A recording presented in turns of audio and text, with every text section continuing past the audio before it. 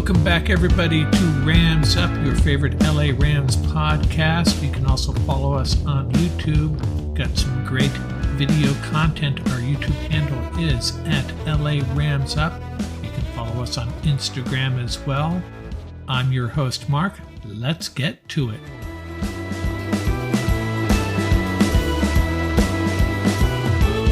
Welcome back, Ram fans. Well, the Super Bowl behind us, we can start focusing on free agency and the NFL draft. And this episode, we're going to do both of those. We're going to take a look at the Rams quarterback room, quarterbacks available in free agency and the draft, and consider where the Rams need to go as far as improving that quarterback room. And yes, I'm mainly talking about the backups in the case of the Rams.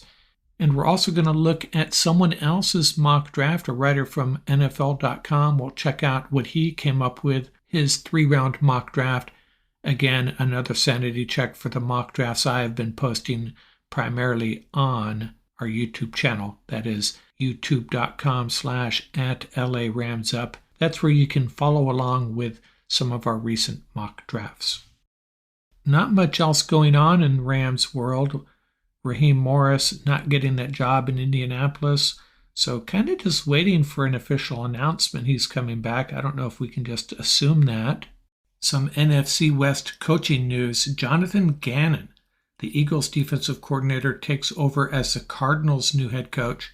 He's got some work to do there. And does this sound familiar? Gannon receiving a lot of criticism from Eagle Nation for staying in a soft zone the entire Super Bowl, giving up a 10-point halftime lead, and failing to get any pressure on Mahomes. Sounds a little familiar to Rams Nation, I think.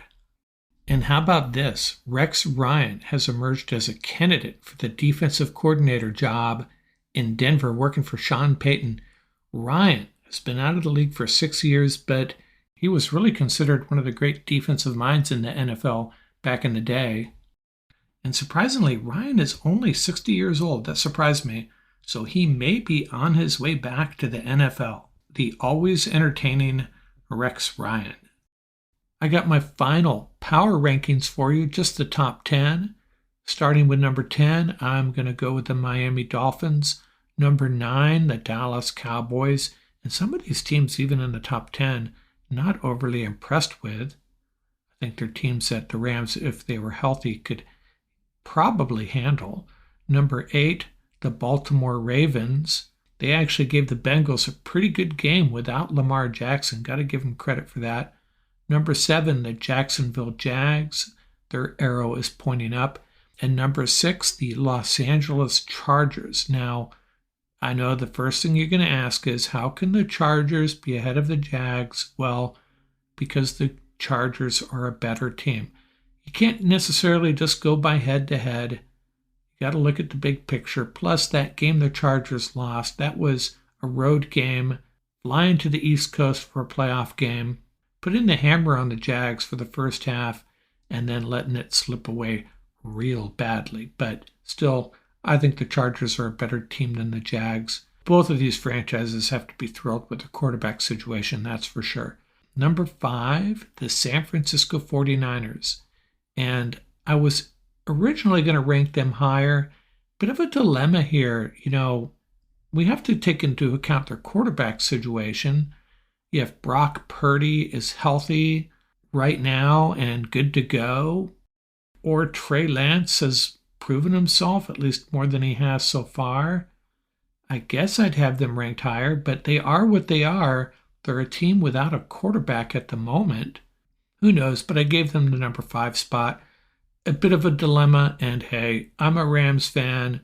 I'm going to knock the 49ers any chance I get. That's just in my nature. Number 4, the Buffalo Bills, another team that's kind of disappointing, but still a scary team, very talented. Number 3, the Philadelphia Eagles. And why the Eagles at number 3? They won their conference, but maybe they were exposed a little bit. Maybe they dominated teams through the course of this season, got ahead of them, and never really faced a lot of good teams in pressure situations. The Chiefs definitely figured them out, especially the Eagles' defense.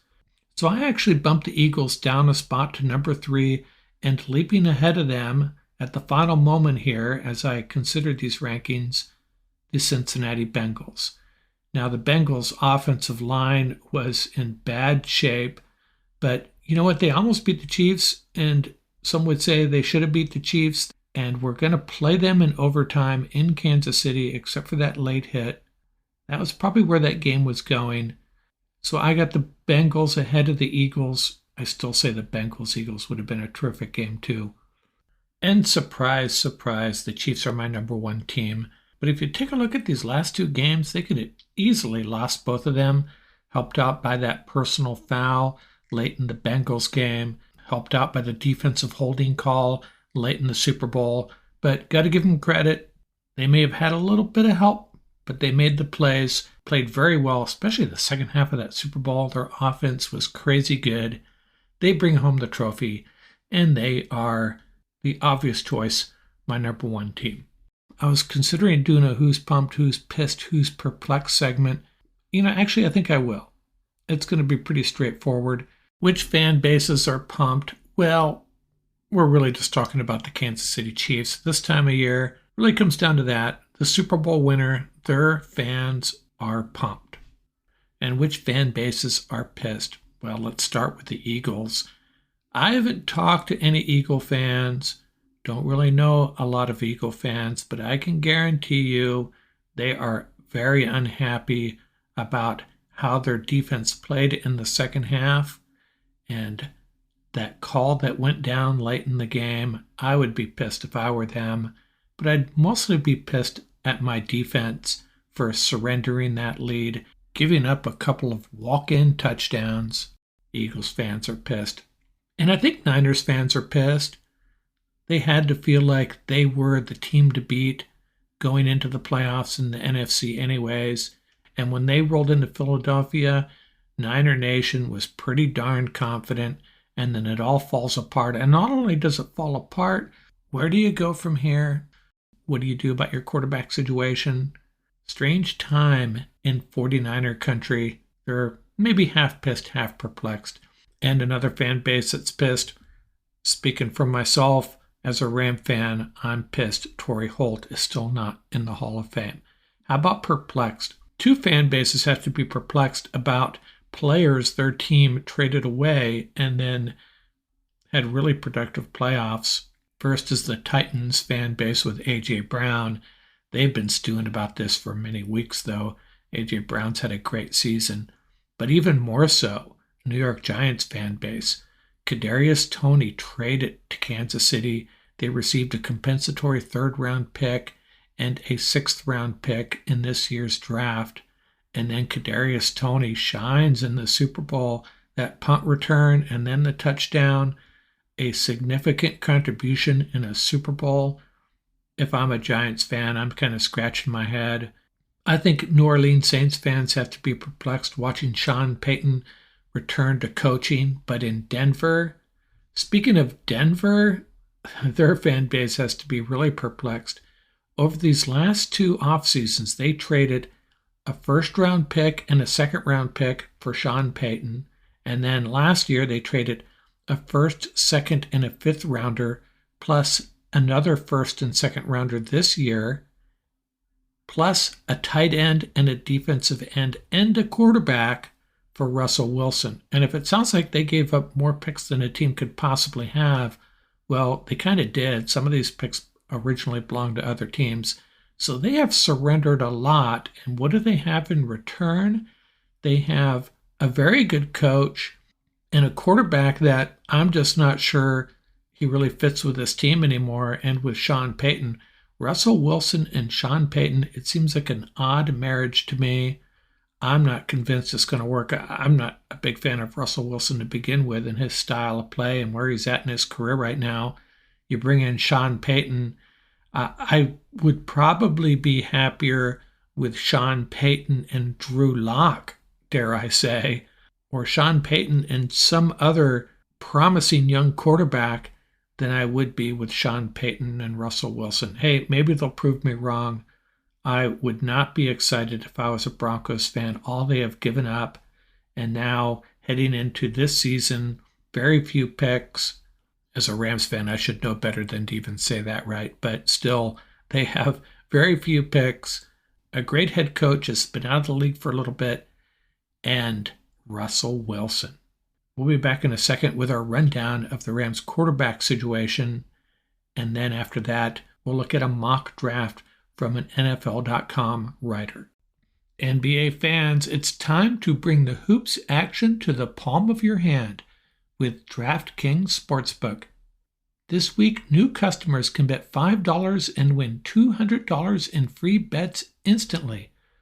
Plus, for a limited time, all new and existing customers can get a no-sweat same-game parlay every day. Download the app now and sign up with code TPPN. New customers can bet $5 on the NBA and get $200 in free bets instantly, only at DraftKings Sportsbook, an official sports betting partner of the NBA, with code TPPN. Minimum age and eligibility restrictions apply. Void in Ohio. See show notes for details.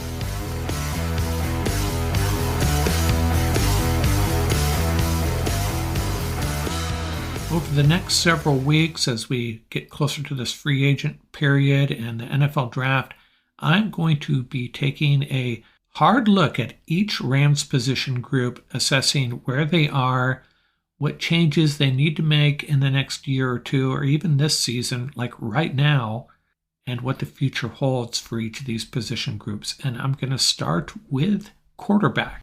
Now, Matthew Stafford is the starter this year, and the question is, how long will he be the Rams starter? He's a $20 million cap hit this year, a $50 million cap hit in 2024 and 2025.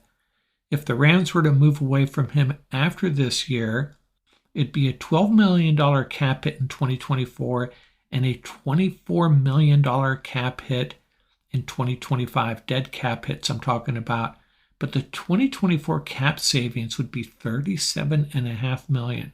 Fast forward to 2025. What if they moved away from him after 2 more seasons? Dead cap hit of $12 million in 2025 and 2026, and again a $38.5 million cap savings in 2025.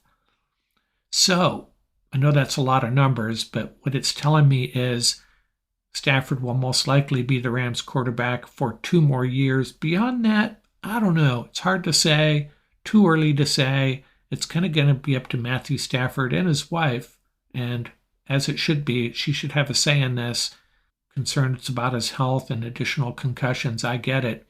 The Rams are going to have to ride Matthew Stafford for the next 2 years, and that's a good thing, I think. I think we're still getting value for him. He's one of the better quarterbacks in the NFC, that's for sure. What do they have after Matthew Stafford? Well, John Wolford is a restricted free agent this year. Last year, he made $895,000. Can't imagine he's going to get the same amount. If he comes back, I think it would be less. Bryce Perkins, an exclusive rights free agent. Last year, he made $825,000. Neither of these guys really helped themselves as far as negotiating new contracts. That's for sure. But this is a deal with the Rams. I've been thinking for a while that they're going to draft a backup quarterback, find a quarterback to back up Stafford or a quarterback of the future. I thought they should have done that last year. This year, I don't think doing that really helps them this year. They are going to make a playoff run. I'm convinced of that. And if they hope to do that, drafting a quarterback really isn't going to help that cause. They need somebody that can step in for Stafford now, this year, if he were to go down a few games. And I just don't see the Rams using one of those draft picks for a quarterback. Yeah, maybe in the 7th round, I suppose. If they see someone they really like, or if one of these better guys slips a little bit, I'll talk about them in a second. But I don't know. I think the Rams are going to ride Stafford, and they need to find a backup, a viable backup that can really come in for him and win a few games. Who are those viable free agent backup quarterbacks, the potential backups to Stafford? Well, I got 5 guys here for you. The obvious one is Baker Mayfield. I don't think he's going to take the Rams to the Super Bowl if Stafford were to go down for the year at some point, but he could step in and win a few games. He's going to cost about $6.5 million, I'm guessing, and it might be a good investment. Perhaps a better investment. I'm surprised I haven't heard more talk about Sam Darnold. He'll be a little less expensive than Mayfield. I think Darnold would be a better choice if you need someone to come in and win 3 or 4 games for you over a 5-week period, something like that. I'd roll with Darnold in a heartbeat. Andy Dalton, he's proved he can win in this league. He doesn't get you real excited. I get it. But, he can come in and play some really good football for a short period of time in Sean McVay's system, and he will probably cost $6 to $7 million now. So can the Rams afford that? Going to take some restructuring for sure. And then there's Mike White and Gardner Minshew, maybe a little less proven, but they would both be a step up from John Wolford and Bryce Perkins, that's for sure. Now there's a few guys I didn't mention that are probably not going to end up being available or will be too expensive. Geno Smith and Daniel Jones. And surprisingly, according to Spot Track, the market value for Taylor Heinicke is going to be a lot more than you think. And I think that takes him off the board for the Rams, although I think he'd be a good choice. Now, I still think it's possible they could draft a quarterback late. The more I think about it, doesn't make a lot of sense, though. Is that going to help them win this year? And that's what they need. What's going to help them win this year? Spending a 7th round pick on even a punter would help them more than drafting a backup quarterback. That's the point I'm trying to make here. But there are some guys here, 3 guys, all from California universities, coincidentally. Jake Haener of Fresno State. He was the MVP of the Senior Bowl, so he's pumping up his value a little bit. Less likely that he's going to be there in the 6th round, something like that, when the Rams could grab him. He's going to go a little bit earlier. But he's the one guy I would see the Rams potentially using, let's say, a 5th round pick on. But again, at this point, his value is skyrocketing. He may not be there. Dorian Thompson-Robinson out of UCLA. He would probably last to the 7th round and maybe go undrafted. And I don't think he's going to be a guy that can come in and be your backup quarterback, but he'd be a great 3rd-string guy, emergency-type quarterback, and just move on from Perkins and Wolford altogether. And then there's another guy, Tanner McKee out of Stanford. I see him projected around the 5th round at this point, but he's been climbing draft boards too. He's got a next-level arm, 6'6", 230. If he puts it all together at the Combine and his pro day, he could actually elevate his draft status even more above the 5th round possibly. But if he's there in the 5th or 6th round, Rams may take a shot at him. I could see that. And there's probably some other guys I'm missing here that Sean McVay has an eye on late. But again, the most important thing is spend a little bit of money and find a viable backup quarterback that can come in and win a handful of games if needed to keep us in playoff contention. That's what the Rams need to do. Next time, we will talk about the Rams' running back room.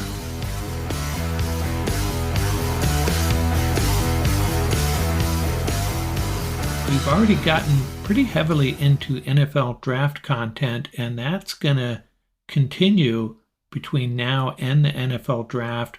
We'll be covering a lot of other stuff too, of course, including just a real hard look at each of the Rams position groups. But last week we looked at someone else's mock draft, kind of a sanity check for my mock drafts. Last week it was Luke Easterling of USA Today Draft Wire. This week I'm going to take a look at Chad Reuter's 3-round mock draft. He's a writer for NFL.com. Very well-respected guy, especially when it comes to the draft. And we're going to run through his picks, not every pick, but kind of how his draft flowed and what direction he had the Rams going. So let's get into his 3-round mock draft. Rams didn't have a pick in the 1st round, obviously, but Reuter had 6 edge rushers going, 4 quarterbacks, 5 cornerbacks, 5 offensive linemen, and 2 defensive linemen. Now, as I've mentioned several times, this draft is loaded with tight ends and running backs, but only 2 tight ends went in Reuter's first round, Dalton Kincaid out of Utah and Michael Mayer out of Notre Dame, and only 1 running back, the clear top choice, Bijan Robinson. So the Rams were up in the second round, and early in the second round, Luke Musgrave, the great tight end out of Oregon State, Siaka Ika, the defensive lineman, and 2 offensive linemen, DeJuan Jones and Darnell Wright, come off the board. And the Rams are up, and Reuter has them selecting Nolan Smith, the edge rusher out of Georgia. He's a guy that is a little undersized, but reading a little bit more about him, that doesn't seem to be a big concern with a lot of evaluators. He's 6'3", 235, but as they say, he plays much bigger, very strong and athletic, and he actually performs really good against the run.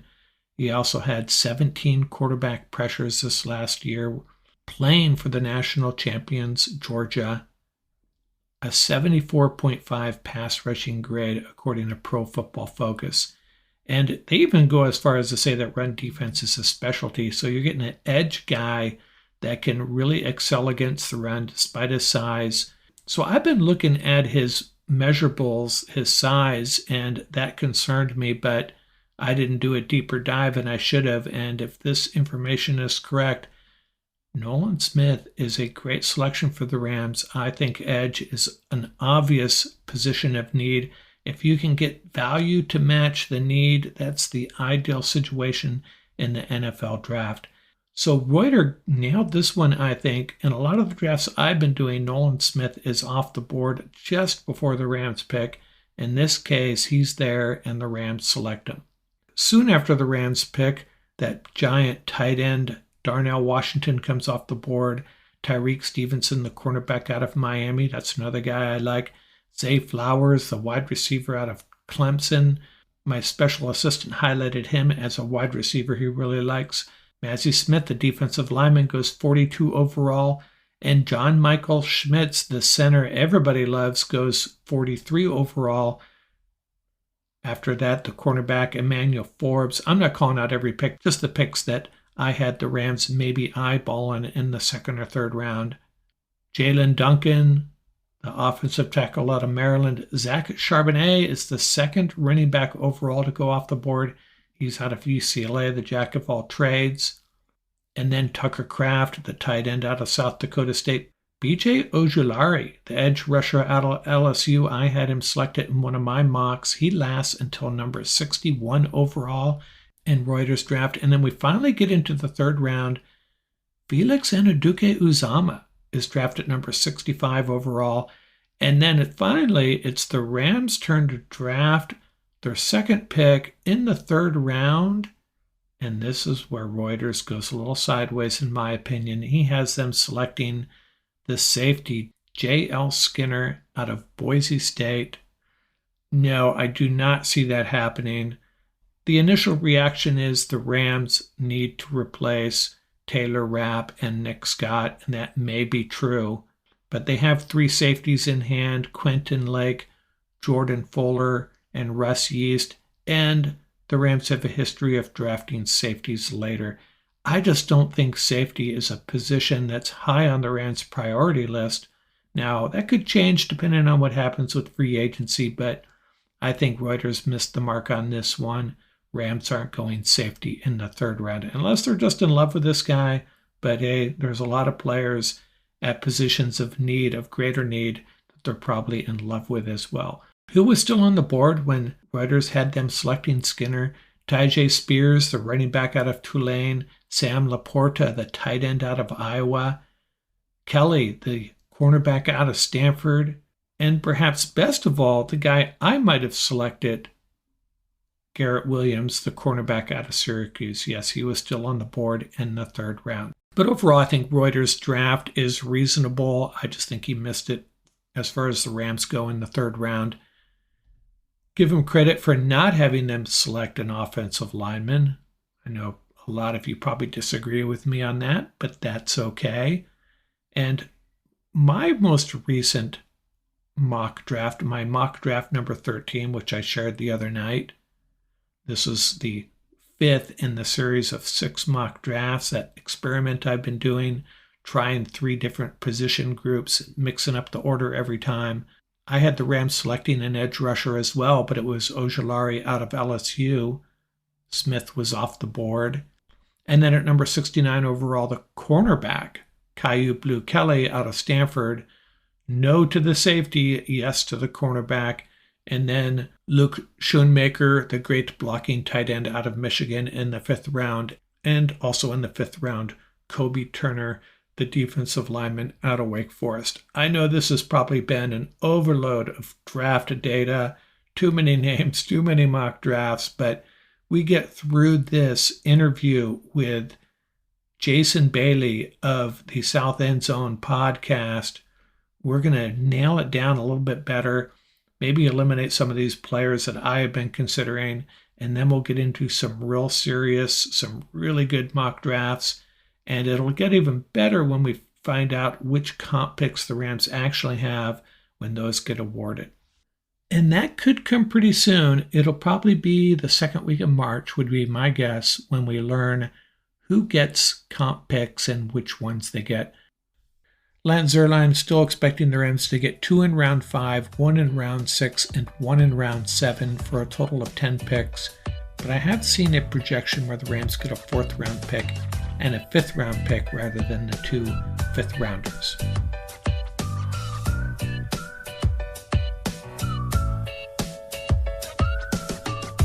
That's going to do it for this episode. Remember, you can reach us at ramsuppodcast@gmail.com. Visit our website at ramsup.com. And don't forget about our YouTube channel. Our handle is at laramsup.com. Till next time, keep the horns up, stay safe, and have fun out there. Music courtesy of the YouTube audio library. Tracks featuring Bar Crawl by Track Tribe, Buckeye Bonsai by Vans in Japan, and Crimson Fly by Hama Hama.